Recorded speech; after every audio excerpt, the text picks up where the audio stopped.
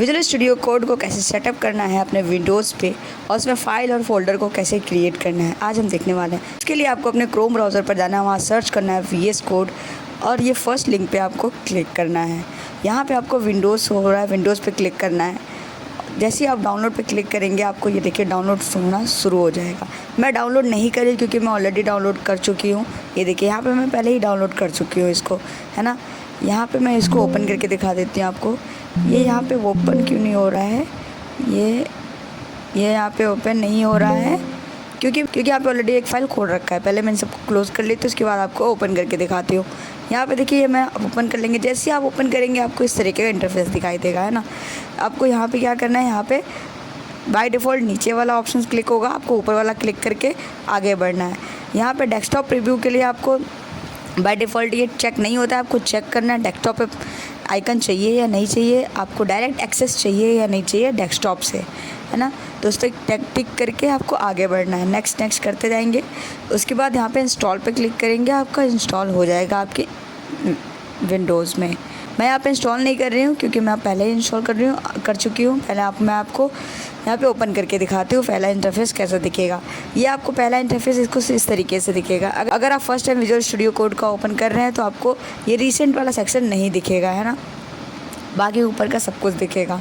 तो चलिए शुरू करते हैं। आपको इसमें फ़ोल्डर क्रिएट करने के लिए आपको ओपन फ़ोल्डर पे जाना है, ठीक है। जहाँ कहीं भी आपको फ़ोल्डर बनाना है उस वाले फाइल में जाना है, अपने उस वाले फ़ोल्डर में जाना है। फिर यहाँ पे राइट क्लिक करना है। उसके बाद है ना, मुझे डेस्कटॉप पे, ये देखिए मुझे डेस्कटॉप पे फ़ोल्डर बनाना है। यहाँ पे ऑलरेडी फ़ोल्डर बना चुकी हूँ मैं, यहाँ पे डेस्कटॉप पे फ़ोल्डर बना रही हूँ मैं। आपको यहाँ पे राइट क्लिक करना है। राइट क्लिक करने के बाद न्यू पे जाना है, फिर फ़ोल्डर पे जाना है ना। यहाँ पे जो भी फ़ोल्डर का नाम लिखना चाहते हैं आप वो फ़ोल्डर का नाम रख लीजिए। लेट्स से मैं न्यू फ़ोल्डर ही रखना चाहती हूँ, मैं इसे ओपन कर लेती हूँ।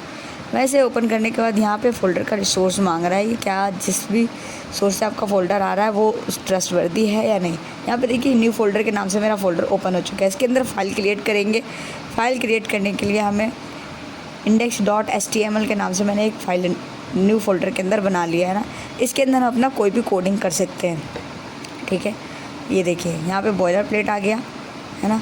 अब इस फ़ोल्डर के अंदर अगर हमें और भी फ़ोल्डर बनाने हैं या और भी फ़ाइल बनाना है, देखिए न्यू फ़ोल्डर बनाने के लिए हम न्यू फ़ोल्डर पे क्लिक करेंगे और जो भी फ़ोल्डर का नाम रखना है हमें नाम रख लेंगे, ठीक है। लेट्स से ABC के नाम से मैं फ़ोल्डर बनाना चाहती हूँ। इसके अंदर मुझे न्यू फाइल बनाना है, न्यू फ़ोल्डर बनाना है, मैं वो भी बना सकती हूँ, ठीक है।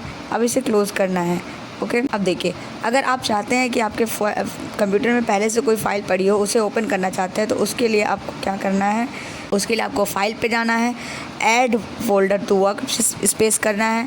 उसके बाद जो भी फ़ोल्डर आप जहाँ कहीं भी है उस फ़ोल्डर पे जाके सेलेक्ट करके ओपन कर देना है। वो फ़ाइल आपका यहाँ पे ओपन हो चुका है। ये देखिए मेरा CSS का ओपन किया था, CSS ओपन हो चुका है। उसके अंदर ऑलरेडी मेरी एक फ़ोल्डर 3 फाइल बन रखा है ना। और भी ऐड करना है और फिर से जाएंगे ऐड वर्क स्पेस पे, ठीक है। फिर से कोई फ़ोल्डर ओपन करेंगे यहाँ पे और वो फिर से यहाँ पे ओपन हो जाएगा। तो इस तरीके से हम फाइल को यहाँ पे एग्जिस्टिंग फ़ोल्डर को हम यहाँ पे ओपन कर लेते हैं जहाँ पे भी हम काम कर रहे हैं, है ना।